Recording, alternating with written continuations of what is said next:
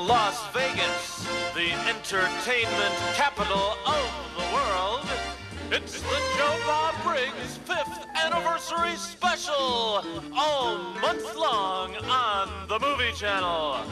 Ladies and gentlemen, Joe Bob Briggs. Can I get a refill, please? Could I get you anything? You know, normally I wouldn't be out in public like this where people can recognize me. Joe Bob Briggs, host of the Drive-In Theater. But see, I'm planning my special 5th anniversary show, and a lot of people don't believe that. They claim that this will be just one more Saturday night where nobody shows up, but they're crazy, I'm telling you. So you don't need anything? What could I possibly need? I'm a close personal friend of Wayne Newton. He's gonna be on my show. Wayne doesn't think I'm pitiful. I'll come back when you're ready to order.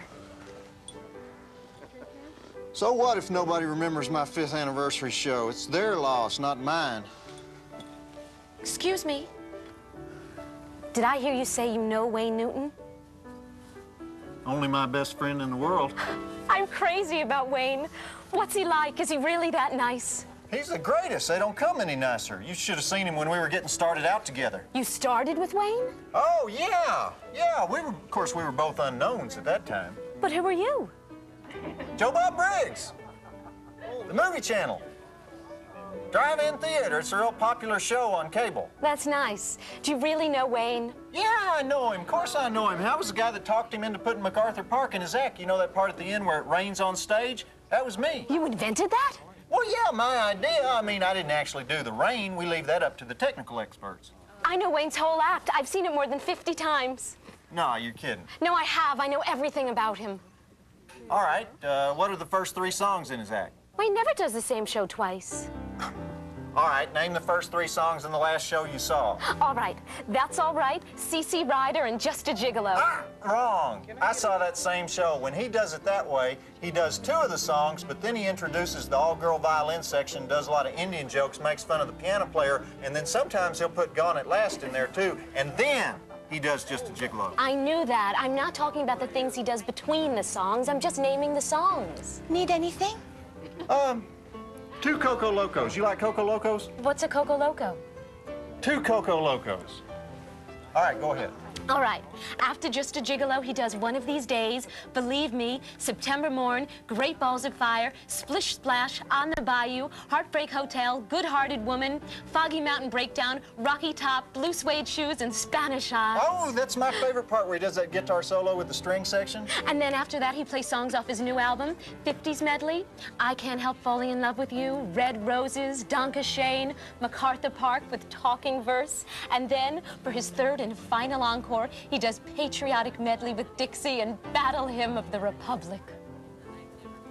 You really have seen his show 50 times. That's amazing. Do you really know him? Yes, I know him. How many times do I have to tell you? I was just getting ready to call him up. I kind of need him to come down here tonight since this is the final night of my 5th anniversary celebration on the Movie Channel, and so far it's been pretty much of a fiasco. A fiasco? Well, maybe not a fiasco, but yeah, a fiasco. That's the only word for it. We hadn't had any celebrity guests show up.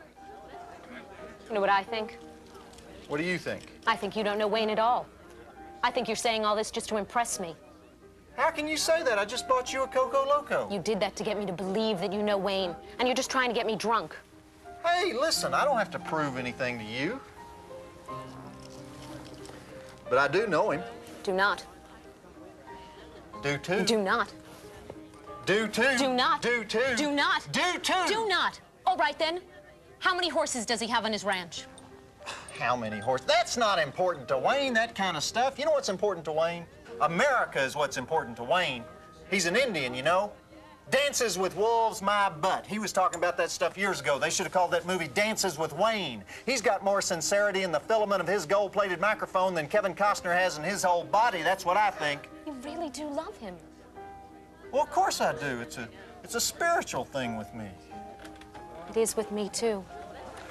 Did I hear you guys talking about Dances with Wolves? That's my favorite movie. Wayne! Have a seat here, Wayne. Here, Care if I join you? Take my seat. Thank you. Have a seat there. Good to see you. Yeah, good to see you. Wow. Hey, would you like my Coco Loco? I hadn't touched it. 3 more Coco Locos. No, Bring 'em no. over here. I never touch this stuff. Thank you. Cancel those Coco Locos immediately. Wayne never touches that stuff. So, Wayne, long time no see. Good to see you, my friend. All right. It's really you. It's really him.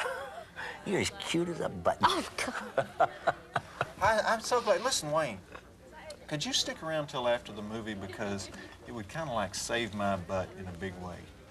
Well, sure, and I wanted to talk to you anyway. You know, I'm having some problem with that MacArthur Park number. Yeah. The sprinklers went off last night, and we got the whole orchestra wet, so. Really? I can take care of that for you, Wayne. I can handle that, all right? So tell me, how did you and Joe Bob get started together? Huh?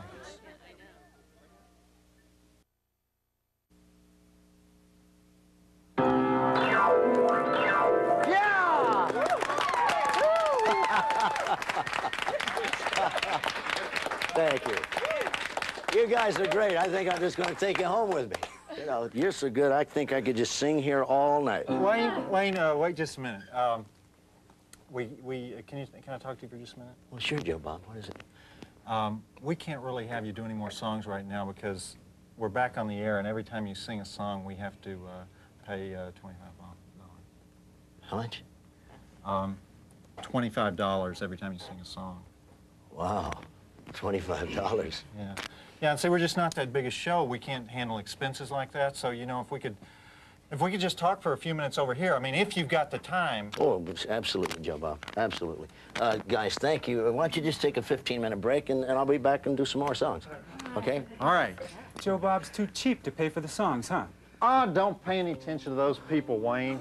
Sour grapes over there. Here, have a seat. Thank you. Good group. Really good group. All right. Now, you told me I could ask you about anything, right? Anything, sure. Go for it. Sure. All right. Now, listen, I only say this because I love you, man. It takes a close friend to say what I'm about to say. This sounds serious. It is. It is. It's tough. Wayne, listen. I'm a little worried. I'm worried about you. What's wrong? You remember about 3 years ago, now I saw this in the National Enquirer, so don't try to deny this. I know you don't like to talk about it, but you started talking to Elvis every night in your dressing room right before you went on. Don't say anything yet. I understand. A lot of people read that. They think that is freaky. But what they don't understand is that if it's freaky to us, just think how freaky it must be to you to become convinced that Elvis is communicating with you. Well, that really isn't what happened, Joe Bob. I mean, you should know. They simply distorted the story where I said I was fortunate to have lasted as long as Elvis, and I didn't say I was talking to Elvis. Wayne, you know there's a stage called denial right before you realize how sick you are, and that's nothing to be ashamed of. Look, I didn't talk to Elvis. All right, okay, we'll put that aside for the moment, all right? You did not speak directly to Elvis. No. Let's say you got a few faxes from him, okay? And then right after those messages started coming in, you got a new contract and you moved out of the Bally's Grand Hotel down the street to your current home, the Vegas Hilton. That's true. Okay, Elvis's stage. The same place where he wore the beluga whale white jumpsuit. Now, are you going to tell me that was a coincidence? Look, I'm honored to share the same stage that Elvis worked on. Are you? Nice evasive answer, Wayne. Let's face it, you couldn't ignore what was happening to you, so you started putting Elvis songs into your show, didn't you? Well, that's true. I do quite a bit of Elvis material. Blue Suede Shoes, C.C. Ryder, The Medley Thing, Heartbreak Hotel, and Wayne, you even did the biggie. Are You Lonesome Tonight? Look, it's all true. I feel like I'm being cross-examined here. Wayne, don't feel that way. I do this out of love and out of no other motivation. I think, in fact, I know what happened. It's simple. The more Elvis you did, the more you would feel those spirits in the Hilton showroom floating around through the complimentary cocktail swizzle stick and plastic umbrella stuff. And then the press picks up on it. Some wise guy reporters do articles about how you're communing with Elvis. Did you see that article where they had the actual transcript of the messages that Elvis was sending you? No, somehow I missed that one. Well, it's no big deal. I kind of liked it. The best part was where Elvis says, "Send Percodan." But anyway, They finally decide that you've gone bonkers, you're going crazy, that you think you are Elvis. So really, all I wanted to do tonight as a friend is give you a chance to defend yourself against those charges. What charges? Well, the charges that you're a paranoid schizophrenic who believes he's Elvis. You gotta be kidding me. Wayne, I have never been more serious about anything in my life. Believe me, I'm bleeding inside asking you to do this.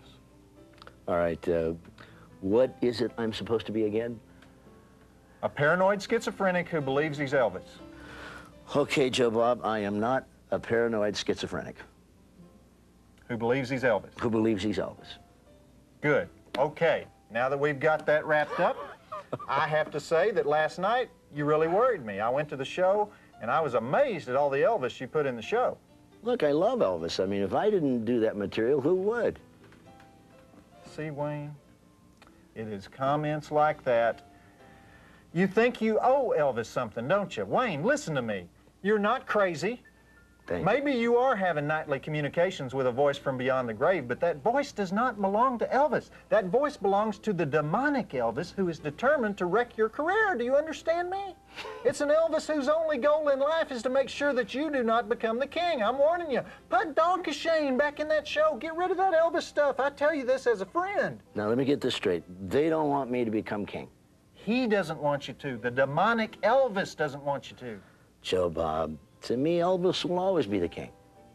Oh, my God. It's worse than I thought. Wayne, stand up. Why? I want you to empty the pockets. I'm checking for mood-altering substances right now. You know how Elvis became a walking drugstore right before he died? I am not going to let that happen to you. Come on. Joe Bob, I don't use drugs. Yeah, that's what Elvis said. Wayne, I love you. Don't do this stuff to yourself. Joe Bob?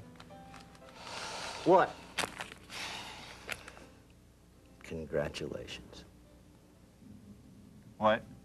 Congratulations on your 5th anniversary. I have a whole speech prepared here. Oh, well, I think we'll have to forget about that, Wayne, because I kind of got off on this Elvis thing. Well, look, I'd just like to tell a few stories about my close personal friend, Joe Bob Briggs. I mean, Wayne? many of you know the time that you told him about this, right? That we flew to Mexico and on a private jet with a woman named, I'll never forget her, Lungs Linkowski. Wayne, we don't really have time for that anymore because it's time for the movie. Okay, but I thought that was what this is all about. Well, that is what this is all about, but I kind of forgot. So I appreciate your coming. It was good to have you here. Well, Joe Bob, anytime, but I spent a whole lot of time on the speech. You know, I really feel terrible about that, Wayne. It makes me feel bad, but yeah, why don't you sing a song? That'd be a good thing. Now? Well, actually, no, I need you to wait 5 minutes so we don't have to pay for it. It would go out on the air if we did it now. But, I'll see everybody after the flick, and sorry, Wayne, I blew the whole deal, I guess. I never even got to ask you about your mustache. That's probably just as well. Okay, well...